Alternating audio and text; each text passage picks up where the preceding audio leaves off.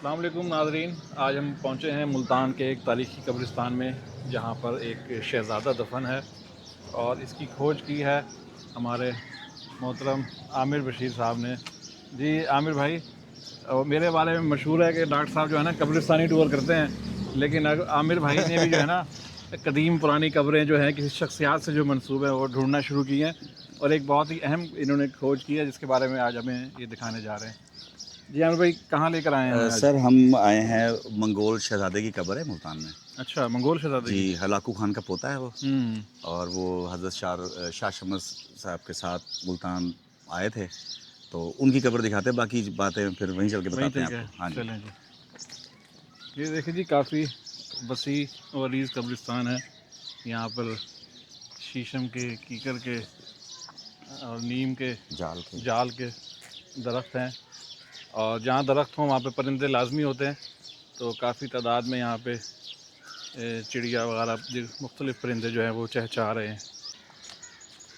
لیکن جی، یہ قبرستان میں ہم پہنچ گئے ہیں۔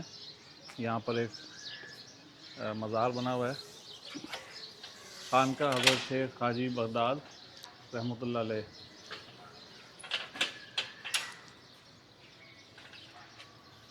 جی عامر بھائی، یہی جگہ جی ہے؟ جی، یہی ہے، ان کو نا حاجی بغدادی بھی کہتے ہیں عرف عام میں، کیونکہ بغداد سے آئے تھے تو ان کو حاجی بغدادی بھی کہتے ہیں، اور اس قبرستان کا نام بھی حاجی بغداد ہے، قبرستان حاجی بغداد۔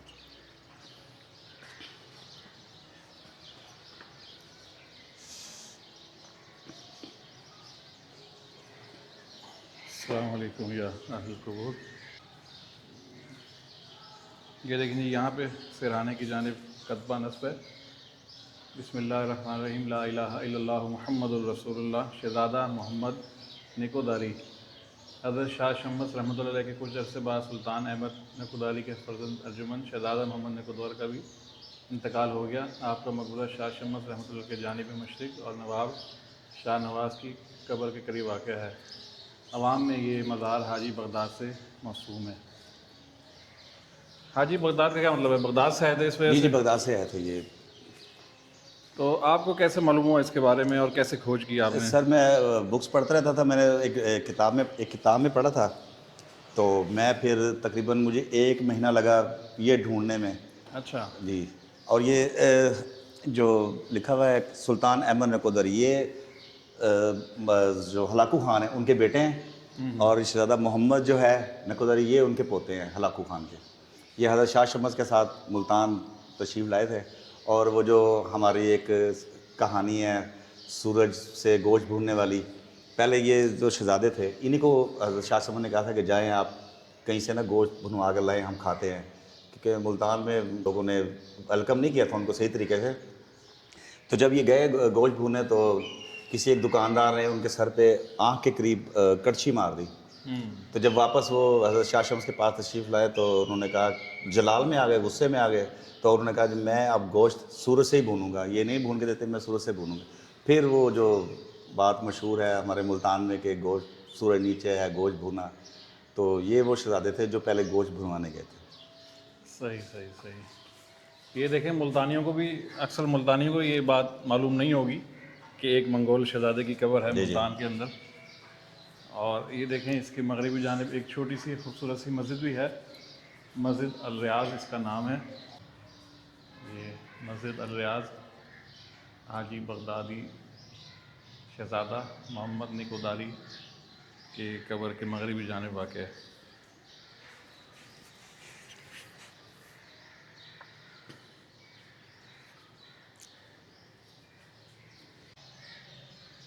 اور عامر بھائی، یہاں بھی زائرین کا آنا ہوتا ہے؟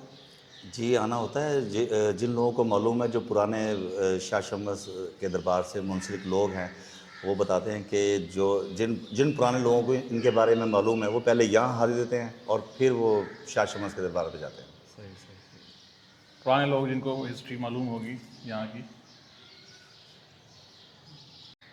جی، یہاں حاجی بغدادی قبرستان میں ہمیں ایک مقامی بھائی ملے ہیں، الطاف صاحب، جی تو یہ ہمیں یہاں کی جو ہسٹری ہے اس کے حوالے سے بتائیں گے۔